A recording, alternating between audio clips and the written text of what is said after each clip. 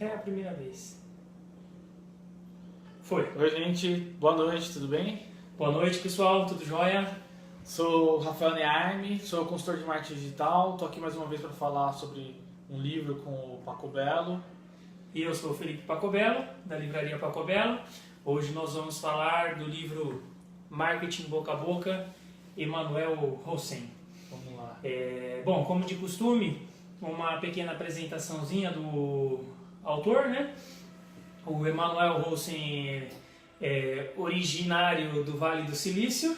Ele é um empreendedor e pesquisador.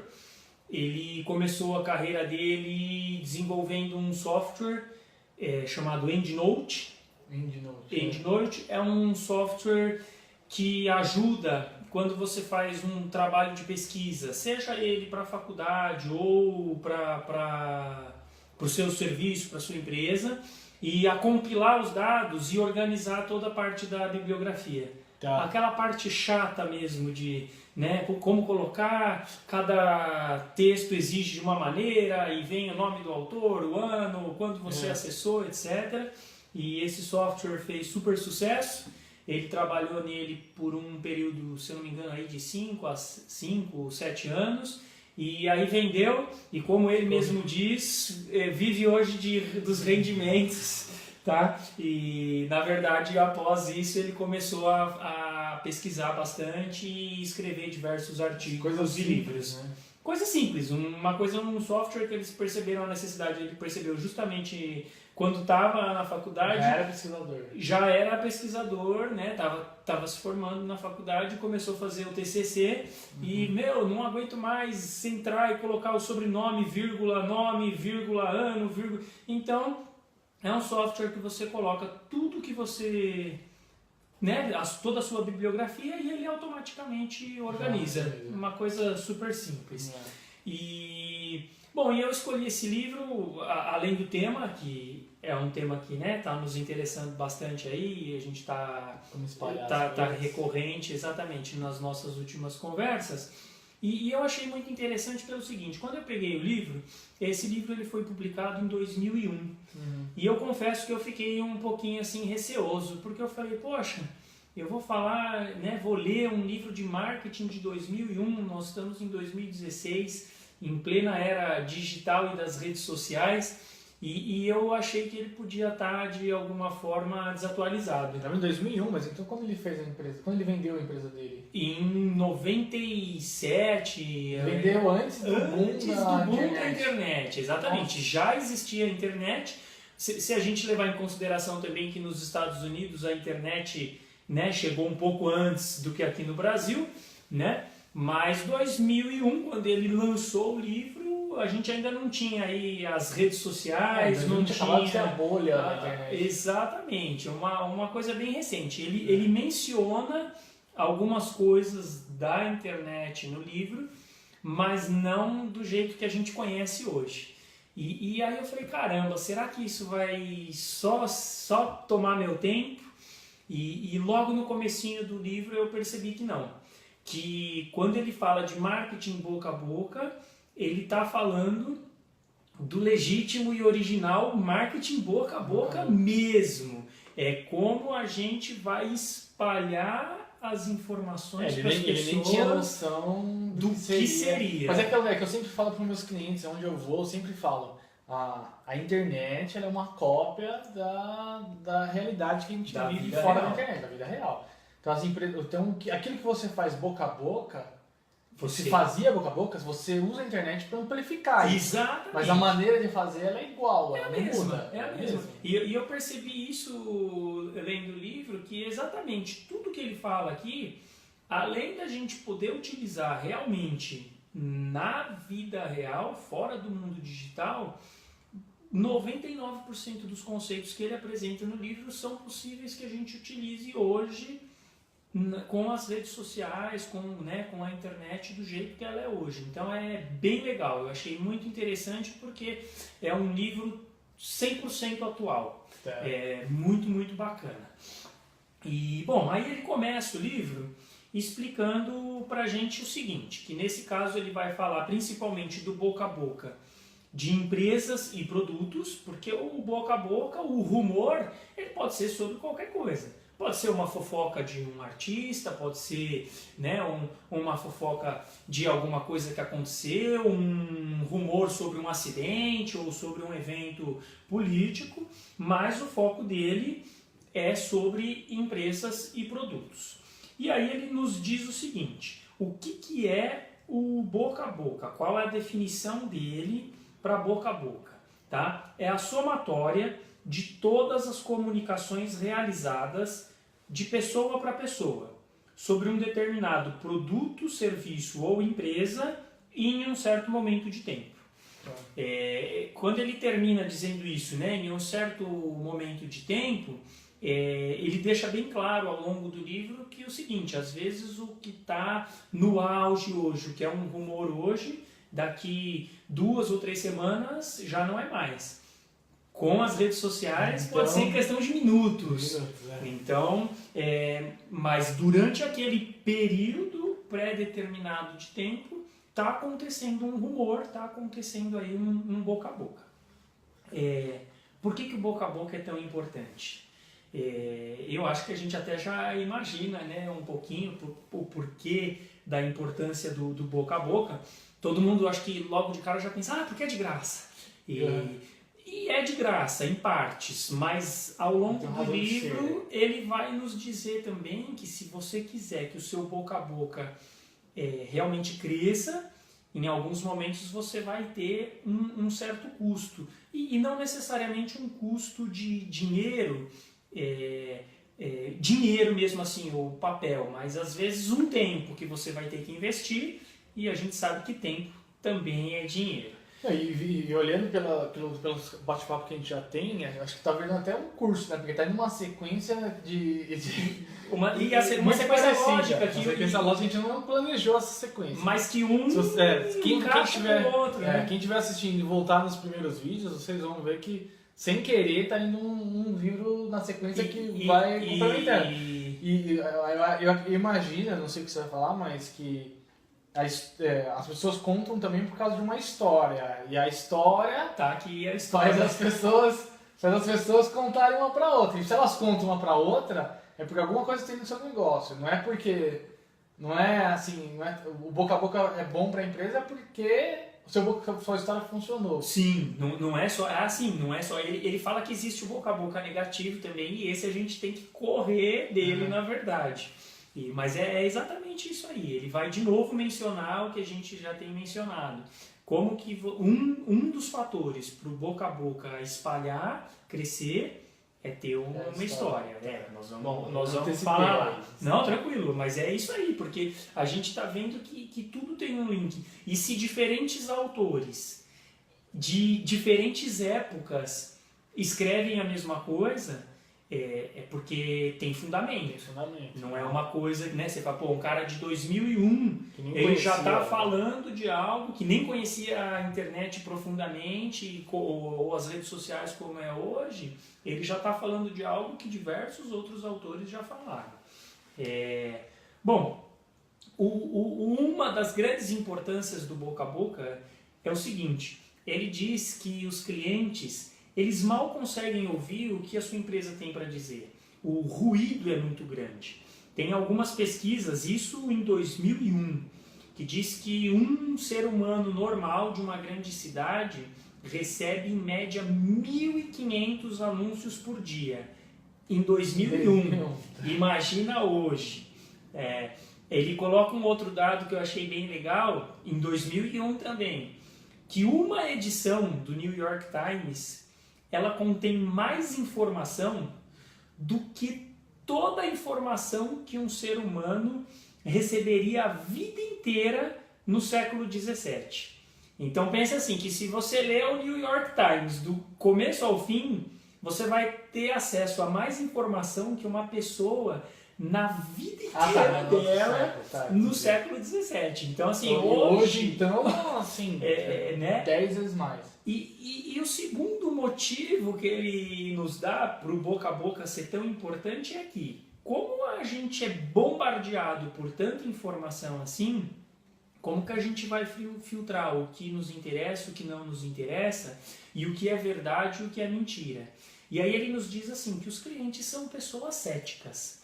Você não acredita no anúncio de uma empresa 100%, mas geralmente você vai acreditar nas pessoas, no que seus amigos, no que seus parentes, no que seus colegas de trabalho vão te dizer. Eu confesso que esse cara ele estava prevendo uma tendência que seria forte em 2001, pessoas vendendo as coisas. Um cara realmente adiante do seu tempo. Ele não fez mais livros? Eu confesso que eu não pesquisei, fiquei até curioso, mas no corre-corre desses últimos dias eu não pesquisei, vou pesquisar. Se alguém souber aí de algum outro livro dele, quiser passar pra gente, é bem interessante.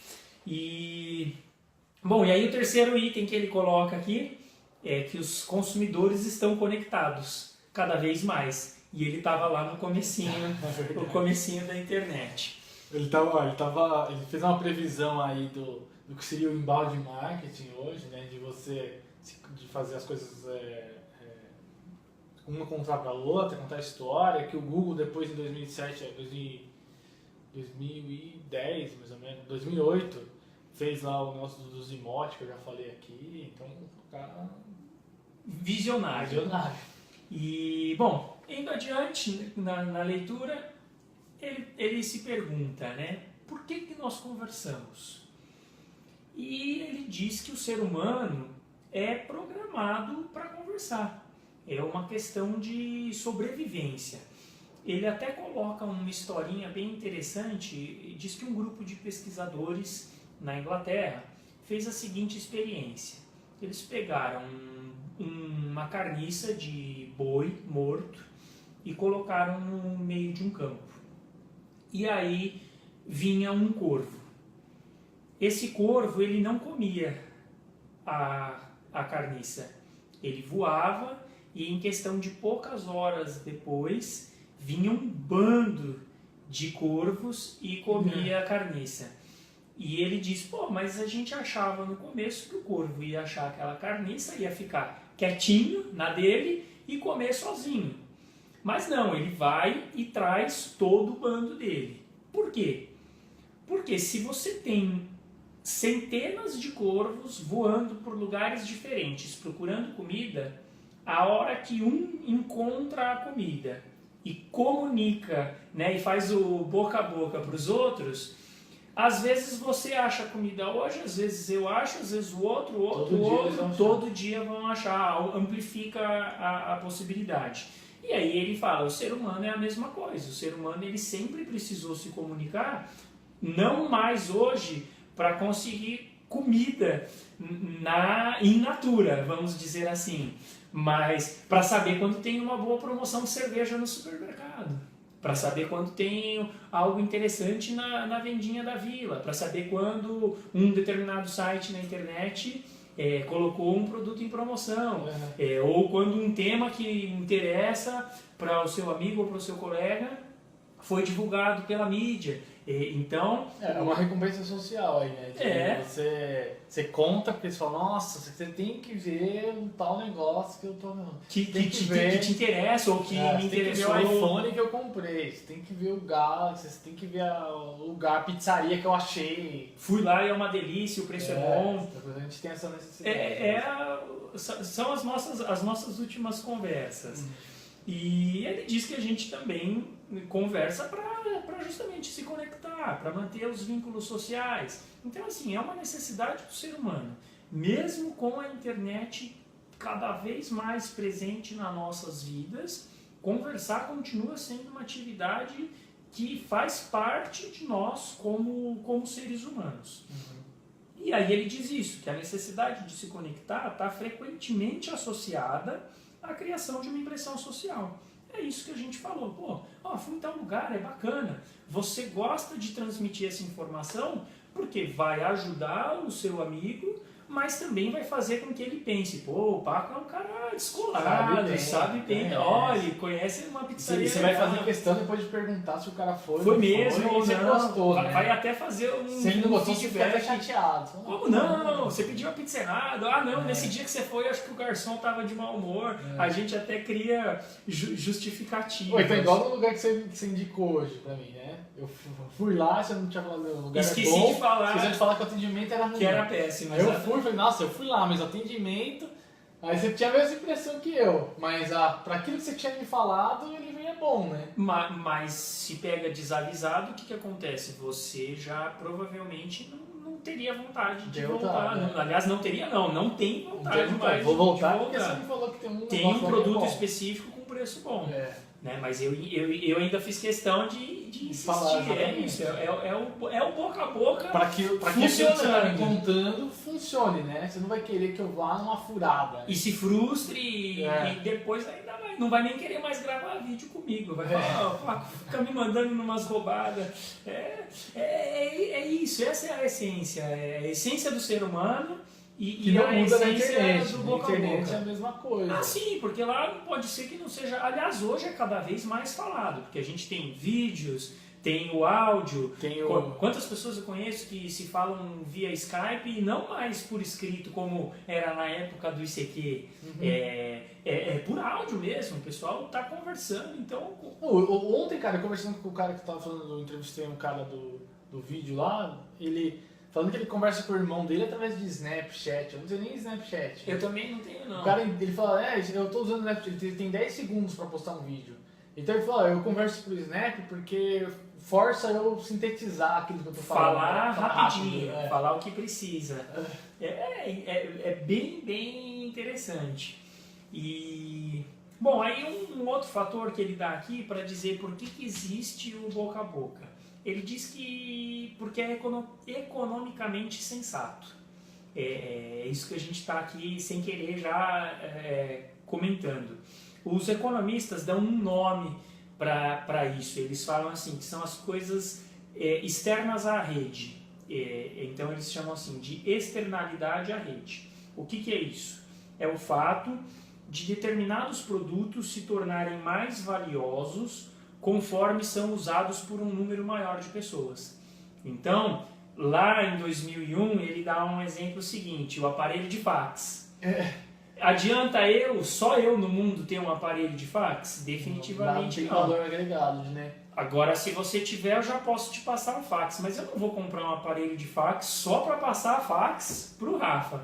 Agora, se outras pessoas tiverem, se as empresas tiverem... Olha que engraçado, porque daqui 2 semanas vai ser o meu livro, o livro que eu li, que chama A Revolução da Plataforma. Platform Revolution, Revolução da Plataforma. Que fala exatamente, um exemplo que ele cita aqui é como montar, por exemplo, um Uber, como montar... A força dessas plataformas que precisam cada vez mais, por exemplo, hoje o Uber é a maior empresa de táxi sem ter um táxi, o Airbnb é a maior rede de hotéis sem ter um quarto de hotel. E aí ele cita vários exemplos que estão quebrando as empresas grandes, tradicionais, que elas tinham, o valor delas era o patrimônio delas. E hoje não, o valor está na rede. Na usabilidade. Na rede. Quanto mais gente tiver aquilo, mais valor tem.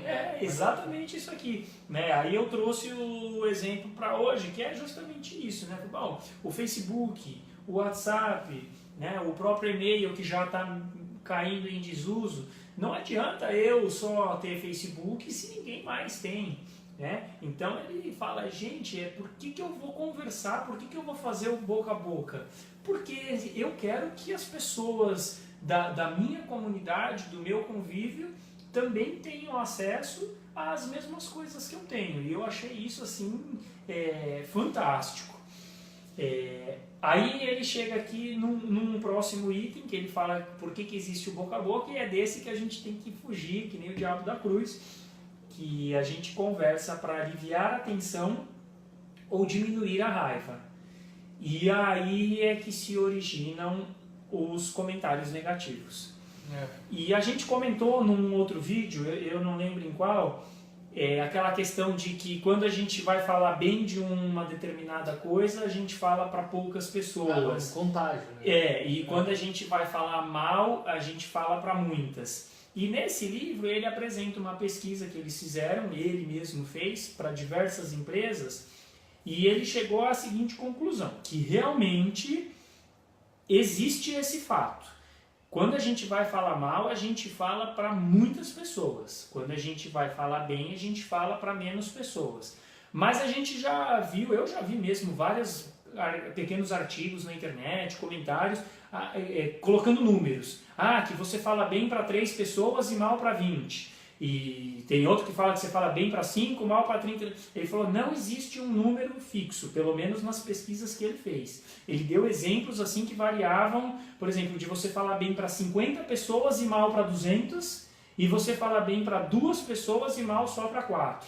Né? Então são números variáveis, mas sempre em todos os casos. Falar mal, a gente fala mais mal para mais pessoas do que falar bem. Então temos que evitar a todo custo gerar experiências negativas para os nossos clientes, para que eles não saiam gerando um boca a boca negativo, porque esse espalha que nem rastilho de pólvora, é uma coisa louca. Aí ele entra numa parte do livro, a seguinte, ele diz que existem 10 princípios atuantes nas redes sociais que afetam os rumores. Quando ele fala redes sociais aqui, não é Facebook ainda, é redes de convívio social, onde a gente convive. O meu grupo da faculdade, o meu grupo do trabalho, o meu grupo de amigos do colégio. E, inclusive, esse é um conceito importante da gente prestar atenção agora, porque ele vai falar muito isso mais para frente, que às vezes a gente consegue espalhar uma notícia apenas em um grupo. Então, determinada notícia, só nós, amigos do colégio, vamos ficar sabendo.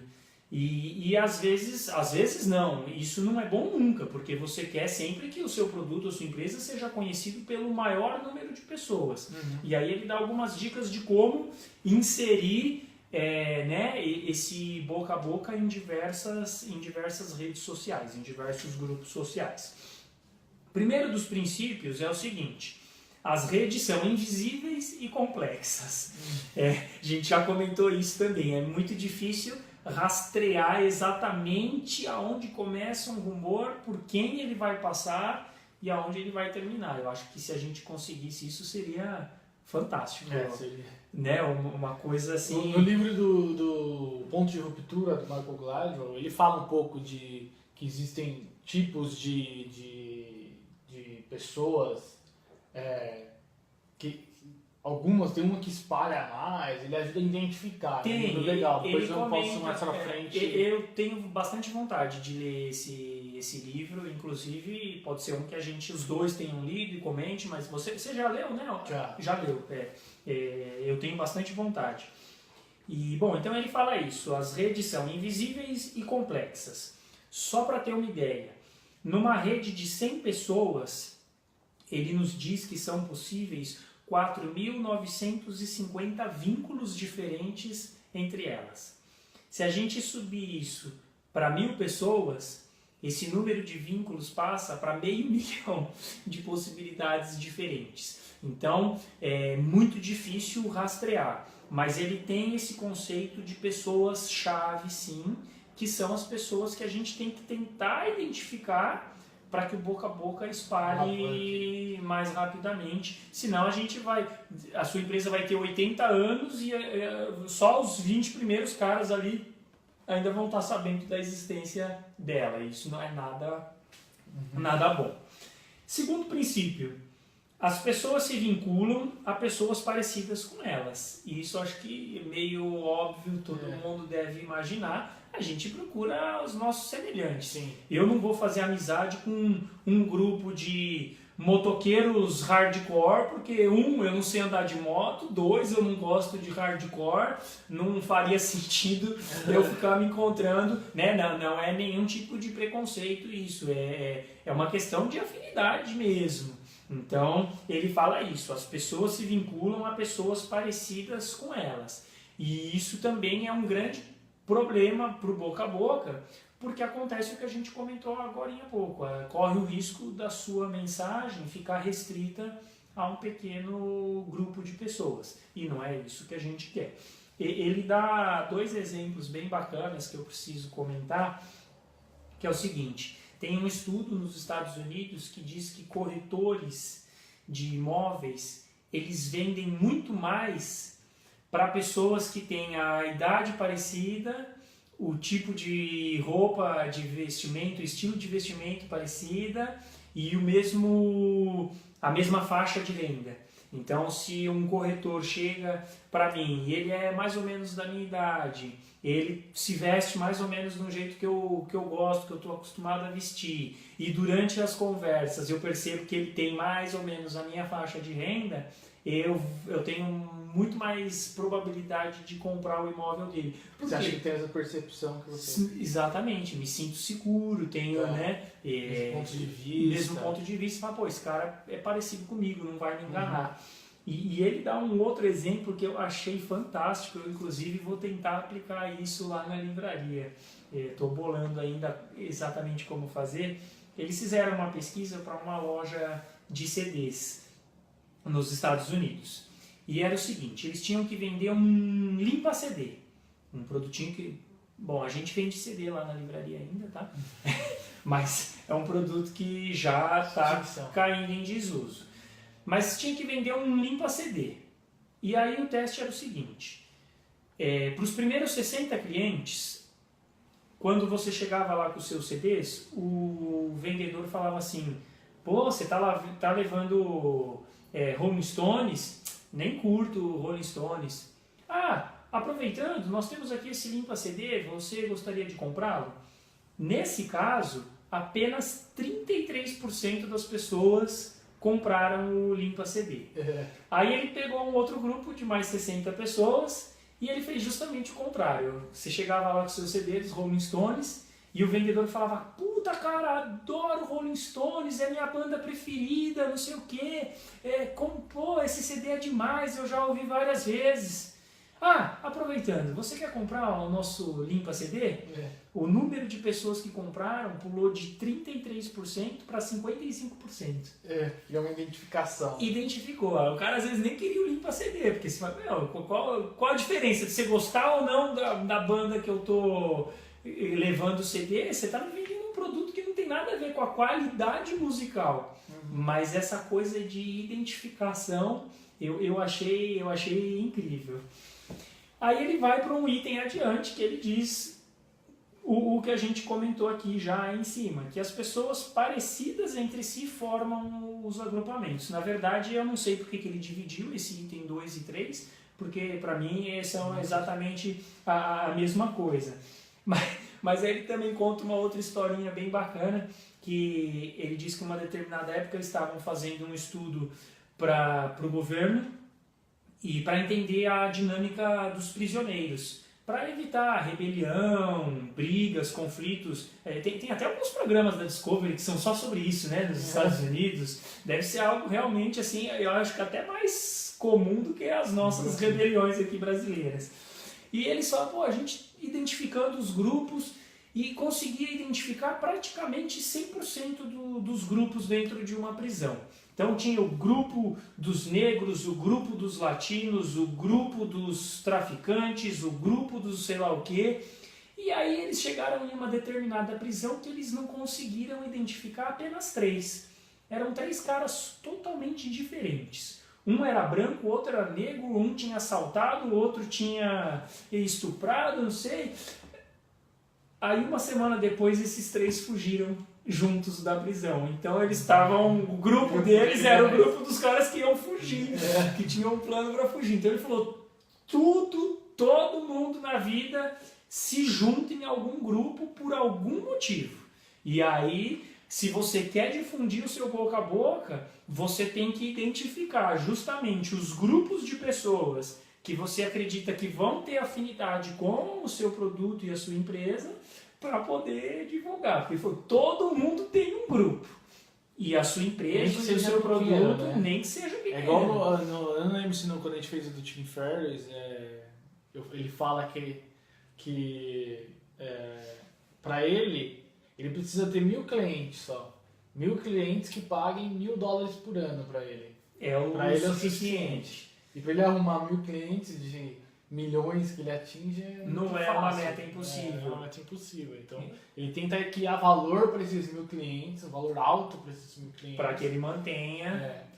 Bem... São 1.000 pessoas parecidas. Sim. Não é difícil encontrar 1.000 pessoas no mundo que pensam muito similar ao que você pensa. O que hoje nós temos mais de 7 bilhões de habitantes, é bem tranquilo. E, bom, aí ele comenta, né, esse conceito de que se você encontrar o grupo certo, facilita a geração do rumor, do boca a boca. E ele só comenta também que a gente tem que ter um certo cuidado, dependendo do seu produto, que é o seguinte, pode ser também que se o seu produto começa a gerar rumor num determinado grupo, um outro grupo de pessoas vai achar que aquele produto não serve para ela. Então, por exemplo, lancei um produto que só o pessoal do rock and roll está comentando. Mas eu gosto de música clássica, então esse produto não serve para mim. Então, assim, pode ser que seja o caso. Você pode lançar um produto que seja exclusivo para um grupamento. Mas se o seu produto servir para diversas pessoas, na hora de gerar e de lançar o rumor, né, o falar do seu produto, você tem que tomar cuidado para não gerar essa situação de, às vezes, um agrupamento eliminar o interesse do outro. Tá. Né? Mas é um conceito aí bem interessante. Aí ele vem para um outro ponto, que é o que a gente está comentando já. Na verdade, tudo vai, assim, é uma sequência lógica. Ele diz que os rumores se espalham por meios de nós comuns. E esse é o que você comentou no comecinho da nossa conversa, que são o que seriam essas pessoas principais.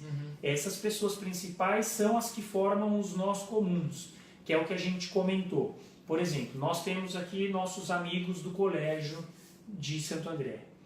Eu tenho os meus amigos da faculdade, você tem os seus amigos da faculdade. Eu tenho os meus amigos do trabalho, você tem os seus amigos do trabalho. Se a gente começar um boca a boca aqui, um rumor sobre um determinado produto, rapidamente todos os nossos amigos aqui de Santo André vão saber do assunto, né? Porque a gente conversa, você vai conversar com um, com o outro, eu vou conversar, e na hora que vê, todo mundo já sabe. Mas eu preciso levar esse rumor para São Paulo. Bom, eu sou um nó entre todo o pessoal que fez direito em São Paulo, porque eu tenho contato com os meus amigos de lá. Você já é um nó para todo o pessoal que fez administração em São Paulo. Então, se eu quero que essa informação se espalhe para um determinado grupo, eu tenho que achar quem é o nó, é o encontro. Eu faço parte. Não necessariamente que espalhe mais fácil, mas assim, que participa de grupamentos diferentes. Então, eu tenho que falar isso. Se eu quero atingir o grupo que fez direito em São Paulo, não adianta nada falar para você, porque você não conhece o pessoal que fez direito em São Paulo, entendeu? Isso é o que ele chama de nós. Eu sou um nó, que eu estou entre os amigos de Santo André e os amigos de direito de São Paulo. Você é um outro nó, então eu tenho que encontrar quem que eu quero atingir e quem é o nó desses grupos, quem que vai transferir a informação de um grupo para outro. Esse é o conceito aí, né, para você não fazer com que a sua informação fique só num pequeno grupamento de pessoas. Vamos lá, o que ele fala agora aqui? Mesmo conceito aqui do nó são os centros de atenção em rede e os conectores.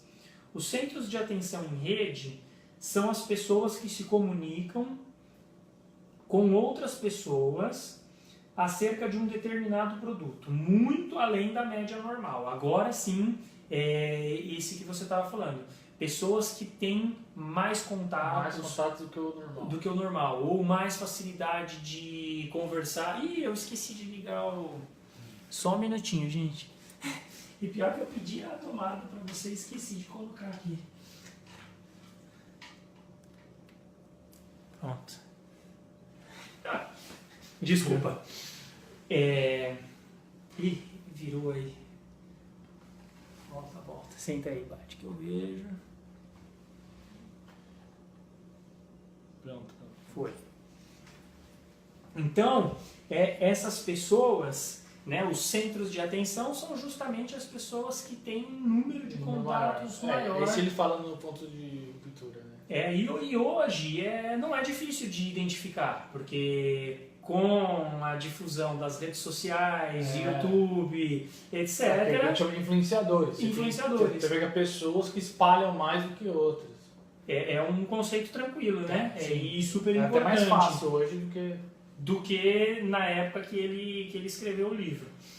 Ainda assim, eu já tive gente que já ajudei gente a divulgar coisas com pessoas com muita influência, mas não havia essa identificação do grupo certo. Então as pessoas viam, mas não se identificavam com aquilo. Então ele fala isso, né? A gente está falando desde o comecinho. Não adianta nada, exatamente, eu soltar uma informação num grupo errado. Perdido. Porque ela não vai para frente. Então eu acho que mais importante de tudo, que a gente comentou lá no livro do Conrado, dos 8 P's, que era o item 1, pesquisa. Você tem que pesquisar para saber o que é o seu produto, quem se interessa por ele, aonde que está o mercado do seu produto. E porque não adianta nada eu pegar... Ele até comenta assim, ele fala de alguns exemplos nos Estados Unidos, o Jô Soares deles é a Oprah, né? Que já teve casos da Oprah falar sobre alguns produtos que se tornaram um fracasso absurdo de vendas. Por quê? Quem assiste o programa da Oprah, ele falou, geralmente são mulheres numa faixa etária de tal a tal idade que gostam de coisas diferentes do que esporte radical, por exemplo. Então não adianta nada a Oprah falar, vamos pular de paraquedas, que ninguém nos Estados Unidos vai pular de paraquedas. Agora, quando a Oprah fala de um livro de romance, no dia seguinte ele esgota de todas as livrarias dos Estados Unidos. Então, você tem que direcionar para um centro de atenção correto.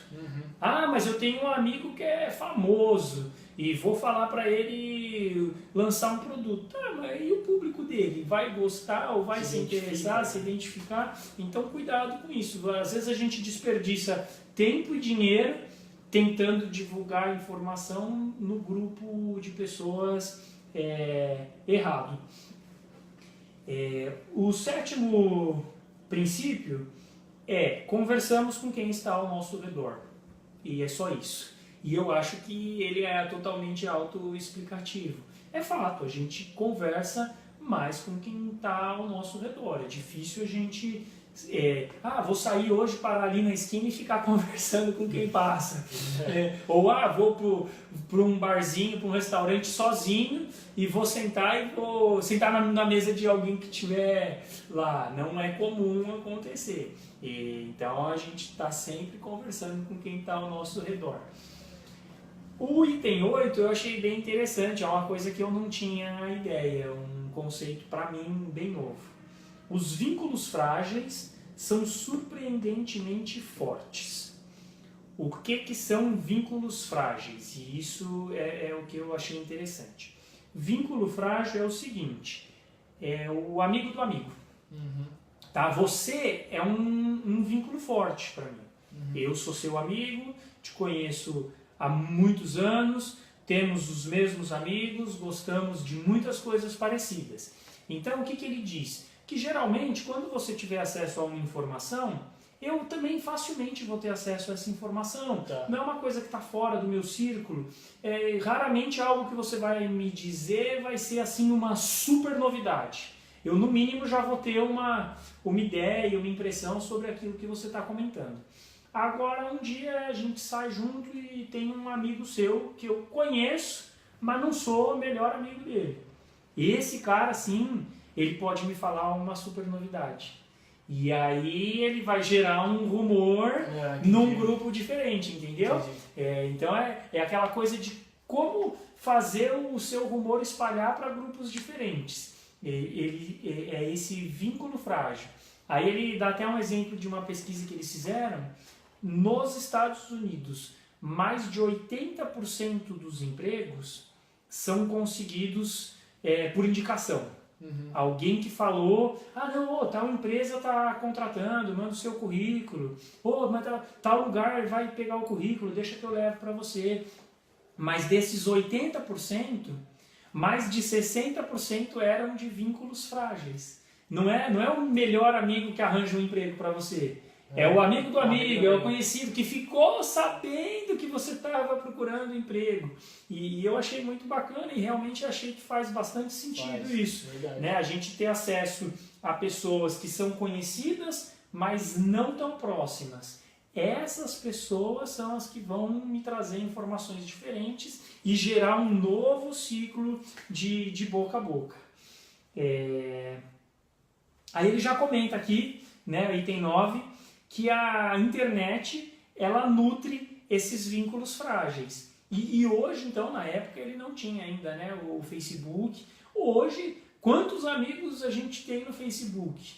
Tem pessoas que têm 400, 500, 1000, qual que é o limite? É 5 mil? Acho que é 5 mil. Pô, se me dizer que você é amigo, super amigo de 400, não vamos falar nem dos 5 mil. É uma baita de uma mentira. Agora, são vínculos frágeis, são colegas. Potencializou os vínculos frágeis. Tanto que acontece isso muito, né? Hoje o pessoal põe lá no Facebook, perdi um cachorro, achei um cachorro.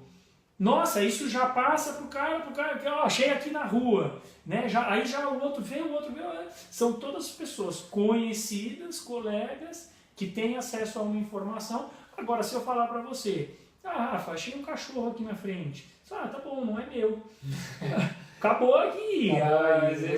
Né? Então, tem que falar para pessoas que a gente conhece, mas que não são do nosso convívio diário.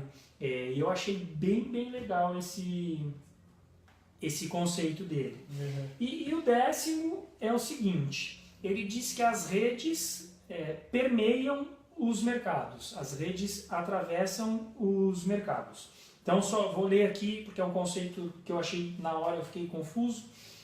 Você nunca saberá quantas pessoas de uma categoria de mercado estão vinculadas a pessoas incluídas em outra categoria. Ou seja, as mensagens que você direciona a um grupo podem atingir facilmente outras pessoas. De novo, ele volta naquele ponto que a gente estava falando. Às vezes eu vou passar uma informação para um grupo que não tem nada a ver com o que eu quero. E aí, essa informação ela pode ou ficar ali, ou aqui o que ele está dizendo, ela pode atravessar. E aí ela vai parar no outro grupo, que pode ser o grupo que você queria ou não. Então tem que tomar cuidado, tem que pesquisar, ele frisa muito isso durante o livro. Não adianta nada você simplesmente querer soltar a informação. Você tem que escolher os grupos certos que têm a ver com o seu produto ou a sua empresa. Estamos quase já no finzinho aqui do bate-papo.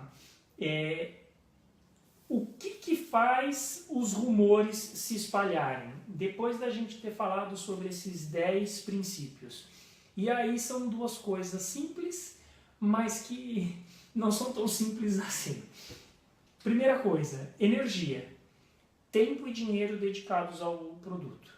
Aí ele dá um exemplo muito bacana de um livro que eu até fiquei com vontade de ler e tem lá na livraria, chama Montanha Gelada. É um livro de um cara que nunca tinha escrito nada. Escritor de primeira viagem. Primeira coisa que fez esse livro gerar bastante rumor. A história, a historinha de como esse cara escreveu o livro. Um dia ele saiu para jantar com o pai, estava conversando com um amigo do pai e esse amigo contou uma história real, segundo ele, de que quando ele estava lá na Segunda Guerra Mundial, aconteceu uma determinada situação, etc, etc. Aí isso despertou a curiosidade no escritor. Ele falou, pô, mas eu acho que isso dá um livro. Sabe aquela coisa? Eu já pensei várias vezes coisa que podia dar um livro, mas nunca tive coragem de parar para escrever. E ele falou, pô, acho que isso dá um livro. E ele começou a pesquisar, estudar, começou a escrever o livro e foi desenvolvendo a ideia e realmente deu um livro. Então, assim, tem uma história já. Você fala, pô, esse livro, Montanha Gelada, como que você teve a ideia de escrever? Ah, não, porque um dia eu fui jantar com meu pai, tal. Você já contou uma história. É uma historinha. Segundo ponto, quando ele mandou esse livro para a editora e foi aceito, eles gostaram, todos gostaram, realmente um livro, pelo que, né, o Emmanuel diz, é um livro muito bom, e eles falaram, bom, agora nós temos que investir energia para divulgar esse livro. Não adianta ele ser bom e só mandar imprimir e acabou. O que eles fizeram? Eles começaram a ligar para diversas livrarias. Falou, vou te mandar um exemplar de graça do livro Montanha Gelada, lê, se você gostar, indica para os seus clientes. E ligando para as livrarias, e ligando, e mandando esses exemplares de graça. É barato imprimir um livro e mandar de graça? Não. Mas, para uma editora, é uma publicidade barata. É mais barato do que pagar um... Ele está pegando um nó, né? Um nó que é o cara da livraria, que fala com muita gente ao longo do dia. Exatamente. Provavelmente você que é de livraria deve vir um monte de gente perguntar o que você tem para indicar. Exatamente. Então, assim, ele gastou tempo, energia, ligando, falando, entrando em contato com as pessoas e mandando esse exemplar do livro. Para o dia de hoje, aliás, ele dá outros exemplos, não dá para a gente se alongar aqui, mas eu acho que é muito claro isso. Você pode, como a gente tem feito, a gente dá uma prévia de conteúdo para as pessoas, a gente dá uma explicação, a gente vai colocar, você faz os textos, os artigos com tempo, conteúdo. Né, é tempo e é informação valiosa para a pessoa. A pessoa pode simplesmente ler e agregar o conhecimento, ou ela pode falar, pô, deixa eu ligar para o Rafael e que eu me interessei, esse cara aqui deve ter uma empresa legal, uma consultoria bacana, porque de acordo com o grátis que ele está tendo acesso... É engraçado que existem pesquisas já hoje que falam que, por exemplo, conteúdos, textos, artigos com mais de 2.000 palavras, o que é bastante, você jogar 2.000 palavras aí num texto, é muitas palavras, que fala que os textos com 2.000 palavras eles têm maior probabilidade de compartilhamento. E o Google, como não é burro nem nada, ele também ranqueia melhor artigos mais profundos. Por quê? Porque a pessoa dedicou-se mais tempo para ela. Lembra quando a gente começou a falar quando a gente começou a produzir nossos vídeos também, muita gente falou pra gente, é muito longo. Só que no algoritmo do Google... Isso é bom. Isso é bom, porque a pessoa dedicou mais tempo, você é mais especialista naquilo, você falou mais tempo sobre aquele assunto. As pessoas vão ficar mais tempo vendo, então tudo isso dá... Sim. E você vê muito vídeo de sucesso nas redes sociais, que são vídeos, por exemplo, cara tira foto por 365 dias... E fazendo não sei o que. Ou então, não sei se você já viu aquele da viagem, que o cara tira foto dando a mão pra esposa em vários lugares do mundo. Não cheguei a ver. O cara gastou um ano fazendo aquilo, entendeu? Então um vídeo, ele atinge 30 milhões de views. Por quê? Porque o cara gastou muito tempo fazendo e produzindo. E digo mais, nossos vídeos são curtos, porque conteúdo não falta pra gente continuar conversando. Então, assim, achei realmente fantástico. Você precisa, para que os rumores se espalhem, energia. É isso, é ter ideia. Peraí, como que eu vou divulgar meu produto? Como a gente falou desde o começo, para quem? Vou identificar os grupos de interesse para o meu produto. Vou, dentro desses grupos, identificar as pessoas que são as principais, os centros de atenção. E ainda dentro desses grupos e desse centro de atenção, eu tenho que identificar os nós, que são as pessoas que têm a chance de espalhar essa notícia. No caso desse livro, o dono da livraria ou o vendedor, ele faz exatamente o papel de centro de atenção e de nó, porque ele vai divulgar essa informação para uma diversidade bem grande de pessoas. E o segundo ponto que ele considera mais do que importante para que os rumores se espalhem é a credibilidade. Você tem que passar essa informação para pessoas que você sente que os outros vão confiar, ou que realmente você possa confiar. E isso é o que a gente falou ao longo da conversa toda. Não adianta nada eu também querer passar uma informação por um fulano que não tem credibilidade, ou às vezes que está passando a informação para o grupo errado, que essa informação não vai se espalhar. Gente, é isso e não é, porque na verdade ainda tem bastante conteúdo desse livro, mas eu acho que não dá pra gente se alongar hoje, senão ou nós vamos falar corrido demais, e aí ninguém vai aproveitar, é conteúdo bem interessante. Então vamos combinar para um próximo bate-papo, mais pra frente a gente retoma, com conceitos que vão, aliás, são conceitos que vão além do que o que a gente falou até agora. Até agora a gente explicou 10 princípios de como você identificar e começar a gerar o seu boca a boca. Daqui para frente é uma parte do livro que ele fala sobre os produtos em si, como criar produtos contagiantes, e isso é muito interessante, como criar produtos contagiantes, que são os produtos que têm a capacidade de se autopromover. Não significa que eles vão fazer todo o trabalho sozinho. Você vai precisar investir em energia e credibilidade, mas um produto contagiante é mais fácil de gerar boca a boca. Ah, legal. Eu vi aqui uma das pessoas, né, que coloca aqui os comentários, né, sobre o livro, Seth Godin, cara, um cara que eu acompanho muito assim. Ah, legal. Que é um guru do marketing, o cara é sensacional. Vale a pena. Vale a pena. Tem o livro dele, vou trazer algum conteúdo dele? Algum conteúdo dele, não agora. Daqui 2 semanas, né, eu vou trazer esse Platform Revolution, que fala basicamente como criar como são esses novos negócios, como funcionam esses novos negócios que estão surgindo, que tem, por exemplo, Instagram, 60 funcionários e gera bilhões de usuários. WhatsApp, 15 funcionários. Não, é o contrário. O Instagram tem 15 funcionários e vale bilhões. O WhatsApp tem 60 funcionários. Só isso. E vale bilhões. Então, como que esses caras hoje estão fazendo isso? Como que você está criando esse novo formato de negócio que você... com poucas pessoas gera tanto... Ele chama de plataforma. É como você coloca uma pessoa em contato com a outra e como você lucra com isso. Então, que é o comecinho aqui que a gente falou, né? Aquela questão de... Como que liga uma pessoa a outra. Como que a gente disse no começo, que um produto, às vezes, que não tem valor para uma pessoa sozinho, mas para muitas pessoas... E essa quanto maior for isso, maior for essa rede, mais valor ela tem, mais difícil de vir concorrente e também tomar seu lugar, porque você criou um valor tão grande ali que ninguém quer sair.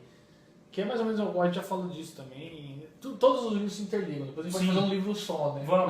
Vamos fazer um vídeo e um livro que, quem sabe, escrito a 4 mãos, agregador de todo esse conteúdo que a gente está tendo. Legal. Então é isso, pessoal. Obrigado mais uma vez. Quem não acompanhou ao vivo tem a chance de assistir gravado, tanto no Facebook da livraria, como no Facebook do no meu site, rafaelneaim.com, né? E o Facebook da livraria, facebook.com/livraria Pacobello, e no site sebopacobello.com.br. E uma coisa, falando do meu desafio, de novo, lancei aquele desafio do marketing digital. Vamos acompanhar. Que dentro de um ano eu quero alcançar 200 mil fãs no Facebook, 140 mil inscritos no YouTube e 50 mil visitas no site por mês. Então, quem quiser, quem é empreendedor, conhece alguém que é empreendedor, pode compartilhar aí, pode acompanhar, quem tiver dicas, quem tiver dúvidas. A gente sempre vê aqueles caras que tem 1,5 milhão de seguidores, mas como que o cara chegou lá, né? Então, vou tentar fazer começou isso. Do zero, com certeza. Com certeza do zero. Foi 0 seguidores. Mas nunca sabe, parece que o cara já... Nasceu com aquele... Então é um desafio mesmo. Vamos acompanhar. Mas vamos lá. Vamos acompanhar. Pessoal, obrigado. Você vai estar na... Fala da feira lá. Na Bienal? Na Bienal. Vamos falar. Apesar que a gente ainda vai ter um vídeo antes da Bienal, mas do dia 26 de agosto ao dia 4 de setembro, no IMB, 24ª Bienal Internacional do Livro de São Paulo. Vamos estar com um stand lá. Vamos levar bastante novidade, bastante livro bacana, bastante coisa diferente. Nosso objetivo é mostrar... Nós vamos estar numa feira de livros novos com livros usados. Justamente com o objetivo de mostrar para as pessoas que o livro usado, o livro de 2001 aqui como esse, é um livro totalmente atual, é bom e tem todo um lance também da sustentabilidade do produto usado, não só do livro. Esse é um tema que eu estou tentando criar bastante conteúdo para o pessoal. É uma coisa assim, importantíssima. A gente vive na era da sustentabilidade, não só na era digital, mas na era da sustentabilidade. A gente tem que contribuir um pouquinho com o nosso planeta para que as gerações vindouras também tenham chance de viver bem como a gente vive hoje. Então nós vamos estar lá na Bienal, espero que todos possam nos visitar, vai ser bem bacana, vai ter muito autor, muito youtuber, vai ter, é uma coisa assim incrível pensar que o youtuber, ele está saindo do digital para lançar o livro de papel. Eu acho isso incrível, eu acho fantástico. São muitos. Esse ano, na verdade, o mais forte da Bienal é isso. São as pessoas que saíram do digital e estão vindo para o papel e com força total e vendendo centenas de milhares de livros de papel. É um movimento assim de mercado. Para quem fala que o livro vai acabar, eu acho que não existe prova maior do que essa, que não tão cedo, porque vai ter todo esse pessoal lá na Bienal vendendo horrores, ingressos já para autógrafo de alguns já estão esgotados, porque os autógrafos esse ano vão ser em salões especiais, então as pessoas têm que já de antecipação fazer um cadastrinho lá no site da Bienal e pegar o seu ingresso. E já estão esgotados de alguns youtubers. Nossa, então vai ser muito bom. Espero a visita de todos lá. Tá bom, gente. Então, boa noite. Daqui 2 semanas. Até daqui 2 semanas com o próximo livro, o próximo bate-papo. Valeu.